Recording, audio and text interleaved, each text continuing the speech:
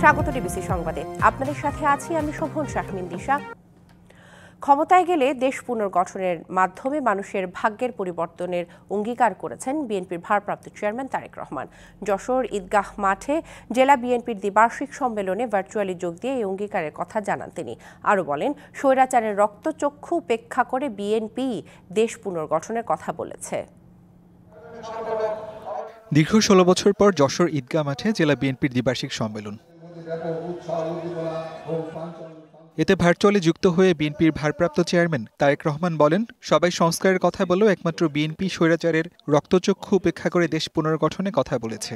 যখন দেশের লক্ষ লক্ষ মানুষের উপর অত্যাচার নির্যাতন চালিয়ে তার সেই রক্তচক্ষুকে উপেক্ষা করে বাংলাদেশ জাতীয়তাবাদী দল দেশের মানুষের সামনে ৩১ দফা উপস্থাপন করেছে। বাংলাদেশ জাতীয়তাবাদী দল বলেছে, তোমরা দেশকে ধ্বংস করেছ, আমরা দেশকে পুনর্গঠন করতে চাই। দেশের মানুষের ভাগ্য পরিবর্তনই বিএনপির মূল লক্ষ্য বলেও জানান তারেক রহমান। আমাদের সবচাইতে প্রথম কাজ হচ্ছে দেশকে পুনর্গঠন করা। আমরা প্রত্যাশা করছি যে অন্তর্বর্তীকালীন যে সরকার প্রত্যাশা অনুযায়ী একটি নিরপেক্ষ স্বচ্ছ নির্বাচন বা উপহার দেওয়া দেশকে যত দ্রুত সম্ভব এই অন্তর্বর্তীকালীন সরকার সেটি করবেন। স্বৈরাচারের দোসররা এখনো ষড়যন্ত্র করছে উল্লেখ করে নেতাকর্মীদের সতর্ক থাকার আহ্বান জানান বিএনপির ভারপ্রাপ্ত চেয়ারম্যান। প্রতিটি নেতাকর্মী। DBC news desk. বিগত বছরগুলোতে রাজনৈতিক স্বার্থে ইতিহাস বিকৃত করা হয়েছে বলে অভিযোগ করেছেন বিএনপি মহাসচিব মির্জা ফখরুল ইসলাম আলমগীর। বলেন, দীর্ঘদিন ধরে রাজনৈতিক দলগুলোর ফ্যাসিবাদের বিরুদ্ধে লড়াইয়ের চূড়ান্ত পর্যায়ে ছিল জুলাই আগস্টের আন্দোলন। এই অর্জন রক্ষার্থে সবাইকে ঐক্যবদ্ধ হওয়ার আহ্বান জানান বিএনপি মহাসচিব। শনিবার সকালে জাতীয় প্রেস ক্লাবে প্রয়াত সাংবাদিক মাহফুজুল্লাহর মরণোত্তর ২১শে পদক প্রাপ্তি উপলক্ষে আলোচনা সভায় দেশের রাজনৈতিক ও নানা প্রেক্ষাপটে সাংবাদিক মাহফুজুল্লাহর বর্ণাঢ্য অবদান তুলে ধরেন বক্তারা। উঠে আসে নির্ভীক এই দেশপ্রেমিকের নানা গল্প। আমি বলবো যে উনি কোল্ড ওয়ারের একটা সন্তান, যে কোল্ড ওয়ারটা ওনাকে শেপ করেছে। সেইখান থেকে উনি বেরিয়ে এসে বাংলাদেশের পলিটিক্সকে উনি নির্মোহভাবে বিশ্লেষণ করেছেন। আমি মনে করি বাংলাদেশের গণতন্ত্রের জন্য লড়াইয়ের জন্য যদি কাউকে যদি পদক দিতে হয় মাহফুজুল্লাহকে দিতে হবে। মাহফুজুল্লাহ ভাই সেই ফুটপ্রিন্টটা রেখে গেছেন যে রিয়েল কন্টেম্পোরারি হিস্ট্রি বাংলাদেশের কি প্রতিটি ক্ষেত্রে রাজনৈতিক যে পরিবর্তন দিকে বাংলাদেশ যাচ্ছে সেখানে কিন্তু এটা অত্যন্ত গুরুত্বপূর্ণ। অনুষ্ঠানে বিএনপি মহাসচিব জুলাই আগস্ট বিপ্লবের অর্জন রক্ষার্থে সবাইকে ঐক্যবদ্ধ থাকার আহ্বান জানান।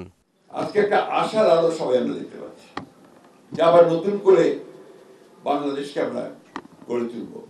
সবাই কথাটা বলছি, এটাতে সবারই আমার আরো অনেক বেশি আন্তরিক হওয়া প্রয়োজন। ভবিষ্যৎ প্রজন্মের জন্য বাসযোগ্য দেশ তৈরি করার জন্য সবাই যেন কাজ করতে পারে। এদিকে জাতীয় প্রেস ক্লাবে বাংলাদেশ জাতীয়তাবাদী সিএনজি অটোরিকশা শ্রমিক দলের সাধারণ সভায় যোগ দেন দলের স্থায়ী কমিটির সদস্য মঈন খান। বলেন, ক্ষমতা এলে শ্রমিকের অধিকার প্রতিষ্ঠায় কাজ করবে বিএনপি। আমি স্পষ্ট ভাষায় আজকে বলে যাচ্ছি, আমি যদি কোনো সুযোগ পাই আমি সবার আগে আপনাদের যে যৌক্তিক দাবি দেওয়া সেগুলো পূরণের জন্য। সাব্বির রোজ, ডিবিসি নিউজ, ঢাকা। এখনই জামায়াতের সহকারী সেক্রেটারি জেনারেল মাওলানা আজহারুল ইসলামকে মুক্তি না দিলে অন্তর্বর্তী সরকারকে দলটির ৩ কোটি সমর্থককে জেলে নেয়ার প্রস্তুতি নিতে হুঁশিয়ারি দিয়েছেন আমির ডাক্তার শফিকুর রহমান। দেশে প্রতিদিন চাঁদাবাজি চলছে অভিযোগ করে তিনি বলেন, চাঁদাবাজি থামান, তারা খেতে না পেলে আমরা খাওয়াবো। ২৮ বছর পর লক্ষ্মীপুরে জামায়াতের জনসভা। দলটির নিবন্ধন বাতিল, নিষিদ্ধ কিংবা আওয়ামী শাসনামলে কোণঠাসা হওয়া দলটির পতনের পর এমন বড় পরিসরের সমাবেশ করেছে। এতে প্রধান অতিথির বক্তব্যে দলটির আমির অবিলম্বে আজহারুল ইসলামকে মুক্তি দিতে সরকারকে হুঁশিয়ারি দেন। আজহার ভাইকে ভিতরে রেখে আমি আর বাইরে থাকতে চাই না, দয়া করে তাকে এখনই মুক্তি দেওয়ার ব্যবস্থা করুন। যদি মুক্তি না দেন, বাংলাদেশ জামাতে ইসলামীকে সরাসরিভাবে আককরি করতে এই দেশের ৩ কোটি প্রাপ্তবয়স্ক মানুষ সমর্থন করে এই ৩ কোটি মানুষকে জেলে নেওয়ার জন্য প্রস্তুত হয়ে যান। দাবি করেন, আওয়ামী লীগ ক্ষমতা আসার পর থেকে গেল ৫ আগস্ট পর্যন্ত জামাতের সবচেয়ে বেশি সংখ্যক শীর্ষ নেতাকে খুন করা হয়েছে। আওয়ামী লীগ ক্ষমতা আসার পর ২০২৪ সালের ৫ই আগস্ট পর্যন্ত যেই দলের সবচাইতে বেশি সংখ্যক শীর্ষ নেতাকে খুন করেছে তার নাম হচ্ছে বাংলাদেশ জামাত ইসলামী। সর্বত্র চাঁদাবাজির অভিযোগ তুলে জামায়াতে আমির তা বন্ধের আহ্বান জানান। এ অপকর্ম ছেড়ে দাও, তোমাদের যদি খাওয়ার অভাব হয় আমরা আশ্বস্ত করছি এই সমস্ত মানুষগুলা মিলে আল্লাহ আমাদেরকে যে নিয়ামত এবং রিজেক দিয়েছেন আমরা ভাগ বাটোয়ারা করে খাবো। আওয়ামী লীগকে আর কখনো ক্ষমতা আসতে দেয়া যাবে না উল্লেখ করে তিনি বলেছেন, যারা অপশাসন করবে তাদের অবস্থাও ফ্যাসিস্টদের মতোই হবে। দুনিয়ার এমন কোনো রাষ্ট্র নাই যেখানে বিভিন্ন ধর্মের মানুষ নাই। Farhaduzzaman, DBC news. এ দেশে যারাই জন্মগ্রহণ করবে সুন্দর একটি নির্বাচনের স্বার্থে দরকার হলে সবাইকে ভোট কেন্দ্র পাহারা দিতে হবে, একথা বলেছেন প্রধান নির্বাচন কমিশনার AMM নাসির উদ্দিন। দুপুরে কক্সবাজারের হাফেজ হেলাল উদ্দিন আদর্শ হেফাজতখানার বার্ষিক ক্রীড়া এবং সাংস্কৃতিক প্রতিযোগিতার প্রধান অতিথি বক্তব্যে তিনি এসব কথা বলেন। আমি দেশবাসীকে সাথে নিয়ে একটা আন্দোলন সৃষ্টি করতে চাই, যে ভোটের অধিকার প্রতিষ্ঠার আন্দোলন। আপনি নিজের জমিটা যেমন পাহারা দেন, নিজের ভোটটাও পাহারা দিবেন। কেন্দ্রে দরকার হলে সবাইকে পাহারা দিতে হবে, যাতে সুন্দর করে নির্বাচন হয়। সংস্কার কার্যক্রমে বিচার বিভাগ অগ্রগামী ভূমিকায়, যা সর্বোচ্চ আদালতের নেতৃত্বে বাস্তবায়িত হয়েছে, একথা বলেছেন প্রধান বিচারপতি সৈয়দ রেফাত আহমেদ। ময়মনসিংহে বিচার বিভাগের স্বাধীনতা এবং দক্ষতা বিষয়ক আঞ্চলিক সেমিনারে প্রধান অতিথির বক্তব্যে এসব কথা বলেন তিনি। সংস্কার কার্যক্রমের ক্ষেত্রে একটি অগ্রগামী ভূমিকা পালন করছে, যা সর্বোচ্চ আদালতের নেতৃত্বে বাস্তবায়িত হয়েছে। তদুপরি বিচার বিভাগের বিস্তৃত এবং বিশদ খাতভিত্তিক সংস্কার প্রস্তাবসমূহ প্রয়োজন অনুযায়ী সংশ্লিষ্ট সংস্কার কমিশনগুলোর সাথে ভাগাভাগি করা হয়েছে। রাজনৈতিক অনিশ্চয়তা, জ্বালানি সংকট এবং সুদের হার বৃদ্ধির কারণে দেশের অর্থনীতিতে গতি আসছে না বলে জানিয়েছে ঢাকা চেম্বার। সকালে মতিঝিলে সংগঠনটির কার্যালয়ে এক সেমিনারে এ মন্তব্য করেন সংগঠনটির সভাপতি। এ সময় ব্যবসায়িক পরিবেশের উন্নয়ন এবং বিনিয়োগ বাড়াতে সরকারি নীতি সহায়তার দাবি ওঠে।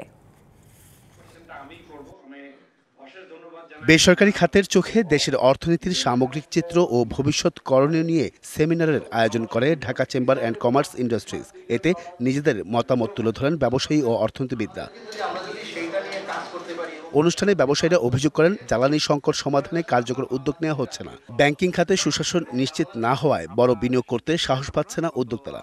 গত মাসে একটা রেকমেন্ডেশন এসেছে প্রায় আরো 100% প্রাইস বাড়ানোর জন্য, এবং we have been working with different sectors, যে এনার্জি বেসড যেসব ইন্ডাস্ট্রি আছে লাইক স্টিল, সিমেন্ট, এপিআই, যা প্রত্যেকটা ইন্ডাস্ট্রি এটা যদি রিয়েলাইজ করা হয়, প্রত্যেকটা ইন্ডাস্ট্রি কিন্তু অলমোস্ট বন্ধপ্রায়ের দিকে চলে যাবে। কাঙ্ক্ষিত অর্থনৈতিক গতি না হওয়ার জন্য বিগত সরকারের সমালোচনা করেন অর্থনীতিবিদরা। বলেন, উচ্চ মূল্যস্ফীতির সময় টাকা ছাপানো ছিল আত্মঘাতী সিদ্ধান্ত। Neither was good choice, but উপায় ছিল না। কিন্তু ওই যে 62-63 হাজার কোটি টাকার ছাপানো, সেটার বেশিরভাগ টার্গেট ছিল কিন্তু আমাদের একটা ভেস্টেড গ্রুপের ব্যাংক এবং তাদের কন্ট্রোলের বেনিফিট। সুতরাং সেই জায়গাটায় আমাদের ইনফ্লেশন ফাইটটা ডিফিকাল্ট হয়ে গেছিল। ব্যবসায়িক পরিবেশ সহজ করতে সরকারি কাজের গতি বৃদ্ধির উপর জোর দেন বাণিজ্য সচিব। সমস্যাটা হচ্ছে যে আমাদের ইমপ্লিমেন্টেশনে বোধহয় আমরা কোথাও একটা মিসিং লিংক আছে, যে কারণে আমরা বেনিফিটটা ওইভাবে পাচ্ছি। অনেক দুঃসংবাদ আজকে আলোচনা হলো, বাট কারেন্ট অ্যাকাউন্ট ব্যালেন্সে আমরা যখন সারপ্লাস, এই সুসংবাদটাও অন্তত আমাদের বলা দরকার। টেকসই সুবিধা পেতে আর্থিক খাতে সঠিক সংস্কারের তাগিদও উঠে আসে সেমিনারে। সহজে ফাইন্যান্সিং অ্যাক্সেস দিতে পারি। Ariful Islam, DBC news, Dhaka. চাকরি স্থায়ী করার দাবিতে রাজধানীর জাতীয় প্রেস ক্লাবের সামনে সড়ক অবরোধকারীদের ছত্রভঙ্গ করে দিয়েছে পুলিশ। শনিবার বিকেলে প্রেস ক্লাবের উভয় সড়ক অবরোধ করলে পুলিশ সাউন্ড গ্রেনেড এবং জলকামান নিক্ষেপ করে তাদের সরিয়ে দেয়। এ সময় আটক করা হয় বেশ কয়েকজনকে। পুলিশ বলছে, বিক্ষোভকারীদের অনুরোধ করার পরেও ভোগান্তি সৃষ্টি করায় পদক্ষেপ নিতে বাধ্য হয়েছেন তারা। শনিবার দুপুরে জাতীয় প্রেস ক্লাবের সামনের রাস্তায় অবস্থান নেয় বাংলাদেশ আউটসোর্সিং কর্মচারী কল্যাণ পরিষদের সদস্যরা। এতে বন্ধ হয়ে যায় যান চলাচল। সচিবালয় সহ আশপাশের এলাকায় দেখা দেয় তীব্র যানজট। ঠিকাদারি পদ্ধতি বাতিল করে স্ব প্রতিষ্ঠানের সব কর্মচারীর চাকরি স্থায়ীকরণের দাবি মানা না পর্যন্ত সড়কে অবস্থান নেয়ার ঘোষণা দেন আন্দোলনকারীরা। ঠিকাদার প্রথা বাতিল করে আমাদেরকে পদে বয়স শিথিল করে স্থায়ীকরণের এক দফা দাবি নিয়ে আমরা আজকে রাজপথে আন্দোলন করছি। বেতন হয় 24,000 টাকা, কিন্তু আমাদের বেতন দেয় 18,600 টাকা, তাও আমাদের প্রতি মাসে বেতন দেয় না। আমাদের দাবি একটাই, সরকারি করতে হবে, না মাস চালু করতে হবে। এ সময় পুলিশ রাস্তা ছেড়ে দেওয়ার অনুরোধ করলেও তা শোনেননি আন্দোলনকারীরা। এক পর্যায়ে তাদের সরিয়ে দিতে জল কামান ও সাউন্ড গ্রেনেড ব্যবহার করে নিরাপত্তা বাহিনীর সদস্যরা। এ সময় আহত হয় বেশ কয়েকজন, আটক করা হয় আরো কয়েকজনকেও। পুলিশের দাবি জনভোগান্তি এড়াতেই অবরোধকারীদের সড়ক থেকে সরিয়ে দেওয়া হয়েছে। জনদুর্ভোগ হচ্ছে, রাস্তা কিন্তু তারা কোনোভাবে রাস্তা ছাড়বে না। এরপরে আমরা ওয়ার্নিং দিয়েছি, 10 মিনিটের সময় দিয়েছি, এরপরেও রাস্তা ছাড়ে নাই। তখন আমরা বাধ্য হয়ে আমাদের ওয়াটার কামান যেটা আছে, জল কামান বলে, এই জল কামানের পানি আমরা প্রথমে দিয়েছি, দিয়ে আমরা সাউন্ড গ্রেনেড দিয়ে তাদেরকে ডিসপাস করেছি। বিকেল 5:30টার দিকে প্রেস ক্লাবের সামনের সড়কে স্বাভাবিক হয় যান চলাচল।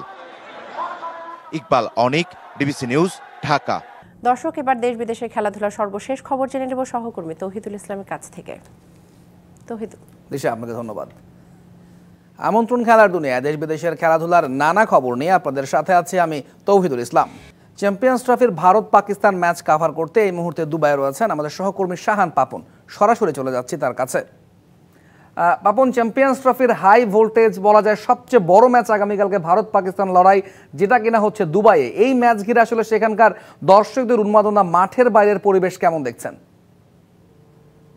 ধন্যবাদ। আসলে মাঠের বাইরের উন্মাদনা বলতে যা কিছু বোঝায় সেটা কিন্তু অলরেডি শুরু হয়ে গেছে। আমার সাথে দেখছেন একজন পাকিস্তানি সমর্থক রয়েছে। এরকম কিন্তু বেশ কিছু সমর্থক, যদিও আজকে স্টেডিয়াম অ্যারেনায় ঢোকার কোনো অনুমতি নেই, তারপরেও কিন্তু তারা সেই বাধাগুলো দিয়ে স্টেডিয়াম অবধি চলে এসেছেন। তাদের একটা পারমিশন ছিল আসলে আইসিসি ক্রিকেট একাডেমি গ্রাউন্ড পর্যন্ত, গ্রাউন্ডের বাইরে পর্যন্ত, যেখান দিয়ে আসলে টিম বাসগুলো ঢোকে অনুশীলনের জন্য, সেখানে তারা দাঁড়িয়েছিলেন। সেখান থেকে যখন পাকিস্তান টিম এই মুহূর্তে কিন্তু অনুশীলন শুরু করেছে মূল গ্রাউন্ডে, সেখানে সেই দর্শকরা এসেছেন। আমি আসলে তাদের কাছে জানতে চাইবো যে আসলে তারা কি চাচ্ছেন এই ম্যাচকে ঘিরে। What do you expecting upcoming match? जी, मैं हूं शहबाज पाकिस्तानी और सबसे पहले मैं बांग्लादेश चैनल का थैंक यू सो मच कहता हूं। हम तुम आगे बालूबाशी बांग्लादेश की खबर बालू। और कल का मैच इंडिया और पाकिस्तान का जो मैच ग्राउंड के अंदर हो रहा है, हम पूरी उम्मीद हैं, जोश और जज्बे के साथ हम खेलेंगे। मैं बांग्लादेश और इंडिया का मैच भी देखने आया था, लेकिन बांग्लादेश हार गया, मुझे उसका दुख हुआ है। एक्चुअली बांग्लादेश ने पहले बैटिंग करके गलती किया, उसको चाहिए था कि इंडिया को पहले बैटिंग किया।